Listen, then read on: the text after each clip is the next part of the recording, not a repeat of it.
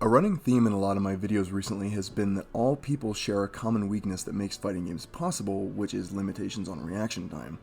Having limitations on our reaction time, like I've mentioned in what I'm sure is no shortage in the past, means that oftentimes we have to act based on what we think might happen rather than what we directly see happening as it happens. And this might seem obvious, but understanding the implications of this fact opens a lot of doors to and unifies a lot of concepts and skills that we ordinarily treat as separate things. Two such concepts are the ideas of threat ranges and pressure. You've all probably realized by now that characters all have different ranges at which they can exert different levels of influence on the opponent. For example, as Ganon, if I'm all the way across the stage, there's absolutely nothing I can do to you except try to advance a little closer, because anything I do at that range will be fully within your ability to react to, and it obviously won't reach you. But if I move about half stage, suddenly my opponent starts getting real nervous because I'm now at a range where my opponent has to pick an option based on what they think is going to happen, because the closer I get, the less time they have to attempt to react to whatever it is I do. So, recap number 1. The closer you get to an opponent, the more they have to guess, leaving them fundamentally open to some option no matter how good they are. So, based on this, a character's threat range is the range at which they have access to at least one option that is either extremely difficult to react to or just impossible to react to, and that threat range can be split further into two subcategories, call them soft and hard threat ranges. Soft threat ranges are where you have exactly one option that is effectively unreactable, or multiple options that are functionally equivalent because they all lose to the same option. Hard threat ranges are where you have more than one option that's effectively unreactable.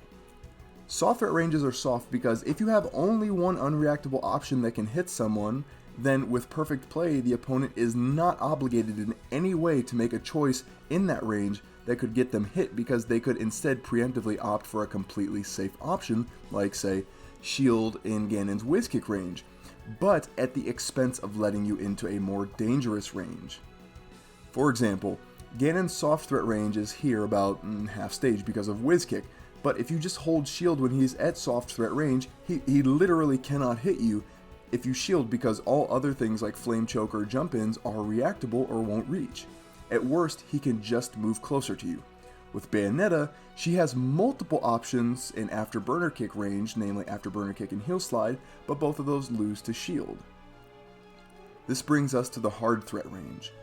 Hard threat range is hard because, unlike soft threat ranges where, as I mentioned, the opponent isn't obligated to make a choice that could get them hit, only an option that would let you move closer to them, at hard threat ranges, having multiple unreactable options means that even with perfect play, you are now in a situation where you are obligated to make a choice that could get you hit.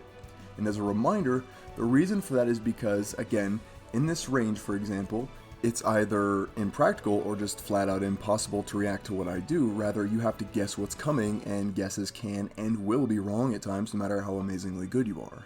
Also, threat ranges can change from matchup to matchup. What may be hard threat range against Ganon as Bayonetta might be soft threat range against a character like Belmont. As an example, since I can't think of any others at the moment, pretend that Bayonetta can still activate Ao Aberto or the cartwheel kick after she hits your shield like in Smash 4. Which she can't anymore, by the way, so again, we're just going to be in make-believe land here for a second. Against Ganon, the time frame we'd have to discern whether she does a normal heel slide or finishes with Ao Aberto is unreactable, or would be unreactable, meaning she could normal heel slide into grab or into Ao Aberto. Since both would require different options to avoid, we would be in Bayonetta's hard threat range because we'd be obligated to pick an option that might result in Ganon getting hit. Against Belmont's though, up B out of shield in this situation would remove the need to guess about whether a grab or Ao Aberto is coming, meaning we would only be in Bayonetta's soft threat range, because she wouldn't be able to make us choose among potentially risky options. With this all in mind, the purpose of soft threat ranges isn't so much to try to launch a direct attack, but rather it's an intermediate step to reach your hard threat range. As Ganon in soft threat range, or whiz kick range in other words, my opponent has to guess whether I'm going to whiz kick or move closer. And in this sense, the threat of whiz kick and other soft threat range moves like it is almost more valuable than the move itself, because the odds of whiz kick or any soft threat range moves connecting from this distance are usually like state lottery levels of bad. But the odds are bad precisely because the opponent is doing something in anticipation of it, and it's precisely that anticipatory behavior, like say shielding or moving backwards, that lets us move closer towards our hard threat range. It's also worth mentioning that in practice, you can still obviously land hits from the soft threat range because unless you're playing against Ganon or playing as Ganon, people don't generally just sit there and hold shield waiting for you to make a move. But the key distinction again between the ranges is obligation, since you are never obligated to make a choice that could get you hit in soft threat ranges, because by our definition, they're ranges where you have a theoretical perfect option as far as not getting directly hit from that range. So, recap number 2. Soft threat ranges are where you have exactly one unreactable option like Whiz Kick, or multiple options that all lose to one option like Bayonetta's Afterburner Kick and Heel Slide. The threat of moves in this range more than the moves themselves are what let you potentially advance into hard threat range.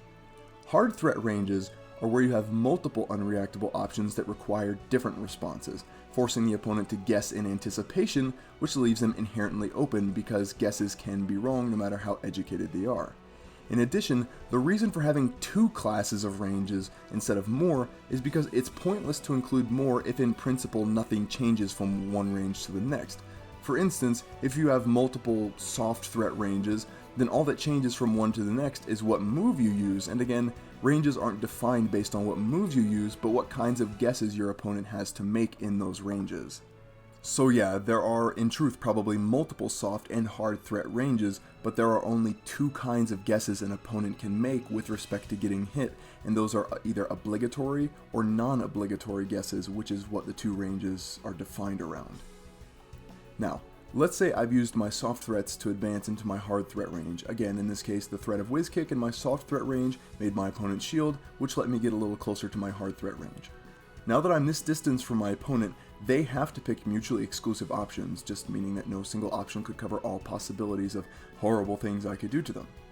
I could nair them, which would lose to shield if they anticipate a nair and shield, and I'm sorry guys, you will have to use your imaginations a little bit because I don't have anyone to help me with this right now, and I'm not really that great at manipulating both my own character and the CPU simultaneously, so forgive me.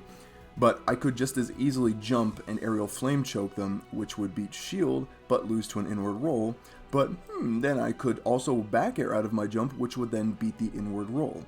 In these situations, there are no objectively correct guesses, only objectively better or worse probabilities for outcomes.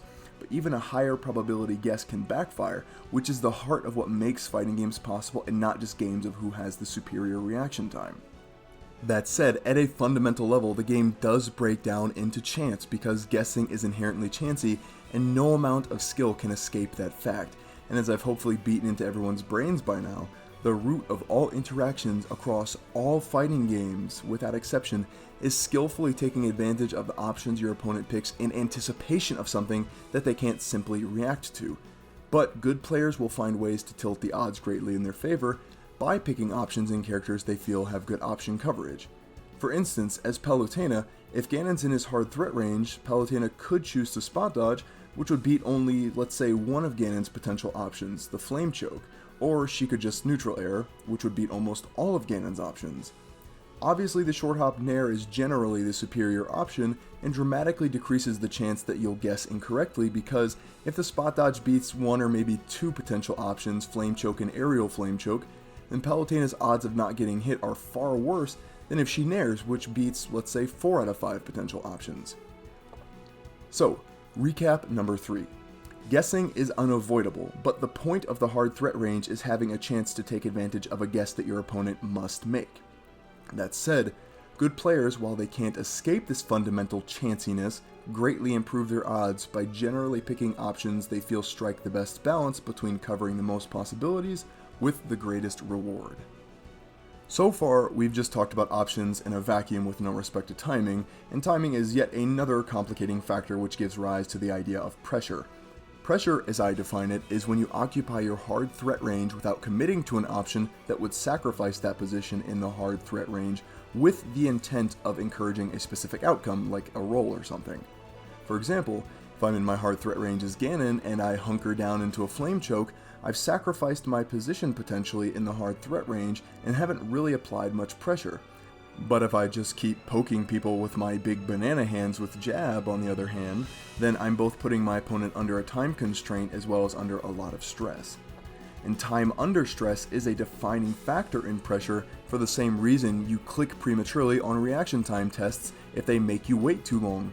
Sitting in anticipation of something that you think you know is coming is extraordinarily stressful and requires a tremendous amount of restraint to not fold under. And finally, recap number 4.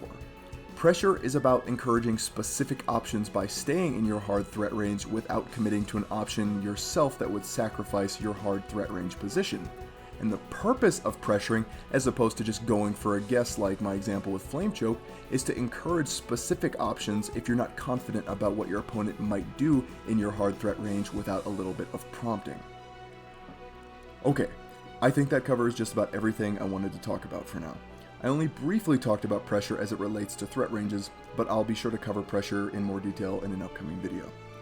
Anyway, I finally got around to attempting that new format I've been talking so much about, but I really just could not get a live take I was even close to satisfied with, so I just gave up and scripted it out, with the only real change being attempting to use this real-time footage to demonstrate some of the concepts I talked about in training mode. But all the same, I hope you guys enjoyed it and didn't find it to be absolutely miserable.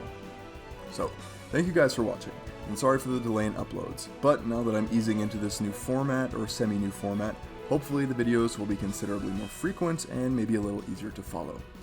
Also, every now and then I get questions about my music, so if you're curious, there will be a link in the description to the soundtrack I finally finished after a year of working on it. Lastly, I'll soon be switching from Twitch to YouTube for streaming, so I hope to see a bunch of you fine people when I do that. Anyway, I'll see you guys later, and please do not let the door hit you on the way out.